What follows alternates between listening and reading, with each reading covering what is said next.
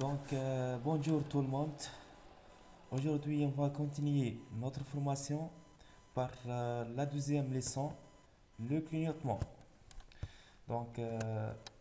L'autre fois, on a fait la leçon de démarrage du moteur.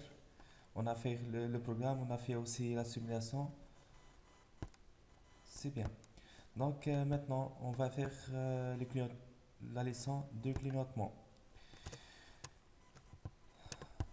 Nous avons ici le programme de démarrage du moteur. Lorsqu'on appuie sur le bouton marche, le moteur tourne. On appuie sur le bouton d'arrêt, le moteur s'arrête. C'est tout. Donc, maintenant, lorsque l'appui de la bouton sur le bouton d'arrêt fait le clignotement d'une sortie. On va ajouter un nouvel réseau.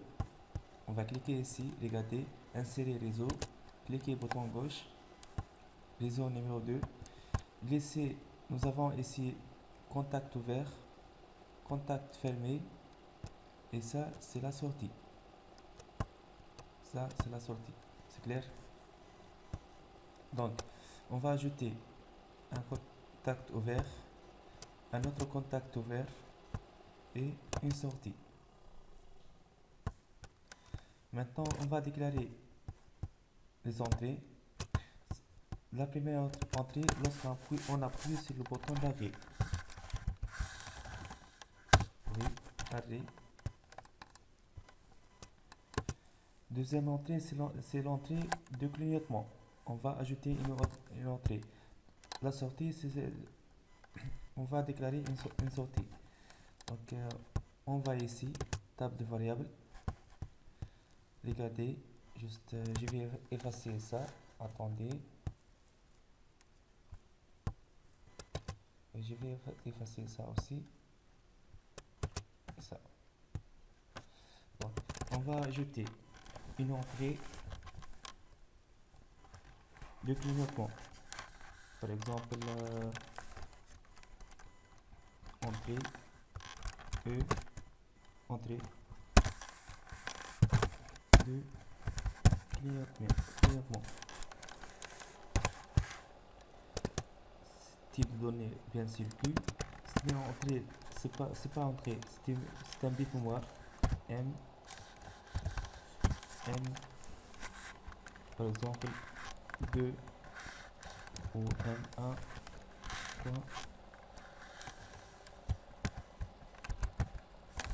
C'est pas ça. M1.0. Oui, entrée. Maintenant, sortie du clignotement.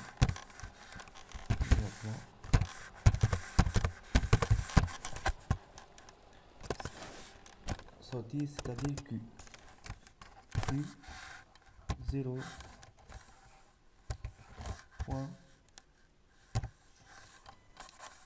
Ici, nous avons Q0.0, donc ici Q0.1.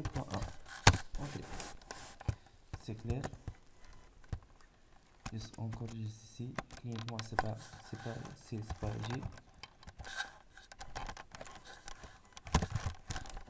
Oui.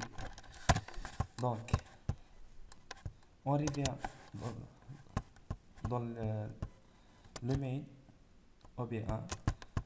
Ici, on va écrire E, entrée de clignotement, bit ou moins bien sûr. La sortie, clignotement. Lorsqu'on appuie sur le bouton poussoir,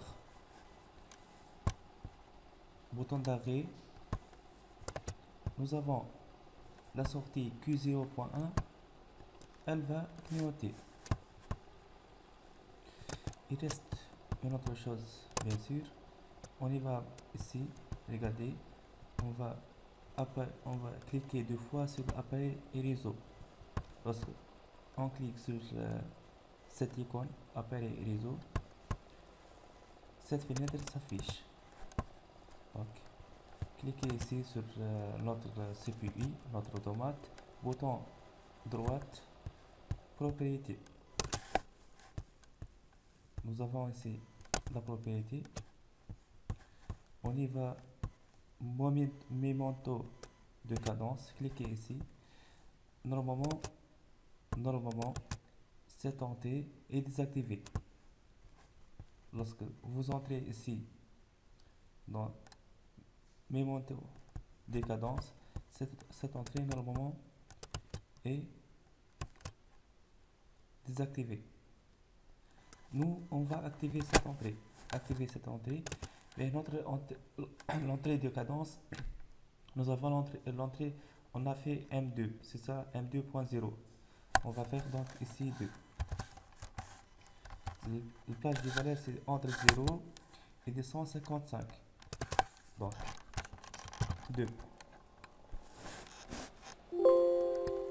Attendez. Oui, 2. Entrée. Ça va. On revient sur le main ici et on va bien sûr enregistrer le projet enregistré. Maintenant démarrer la simulation.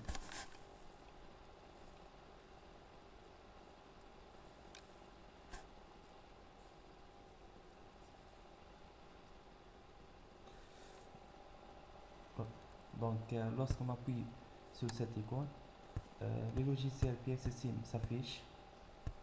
Nous avons ici IB, entrée. On va charger notre programme. Cliquez ici sur charger.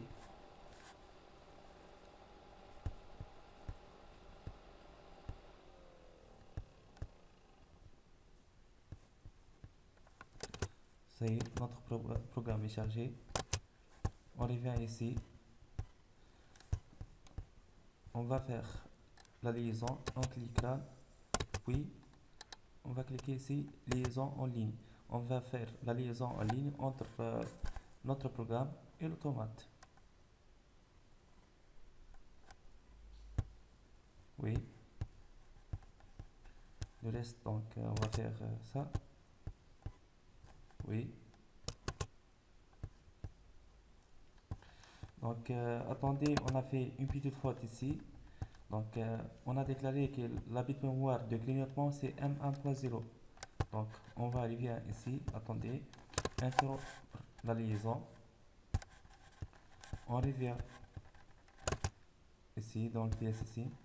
Comme d'habitude, bouton droite, propriété. Et on va changer momento de cadence. C'est pas 2, c'est 1. Notre bit de mémoire c'est M1.0. Donc ici 1.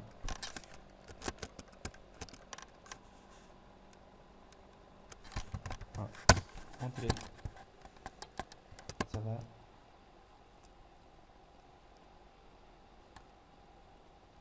Charger. On revient dans les mails. Enregistrer le projet. Puis démarrer la simulation.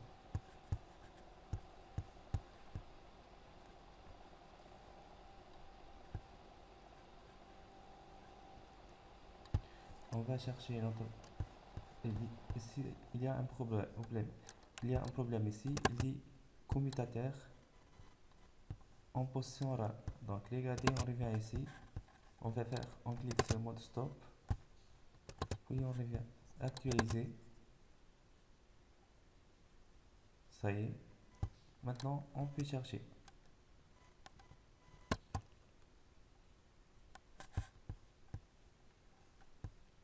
Ça y est, notre programme est chargé dans l'automate.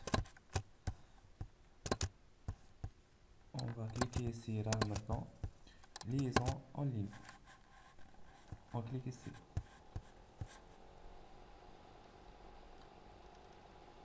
Oui, ça va, ça marche. Juste on clique ici, activer visualisation. Maintenant, si on clique, si le bouton poussoir marche et 0.0, les moteurs tournent. Ça va, comme vous regardez, ça marche. Maintenant, on relâche le bouton poussoir, le moteur continue de fonctionner. Maintenant, si on clique sur le bouton poussoir arrêt, le moteur normalement il va s'arrêter et la sortie Q0.1 elle va clignoter. Regardez, on clique. Oui, ça marche. Le moteur s'arrête et la sortie Q0.1 elle clignote.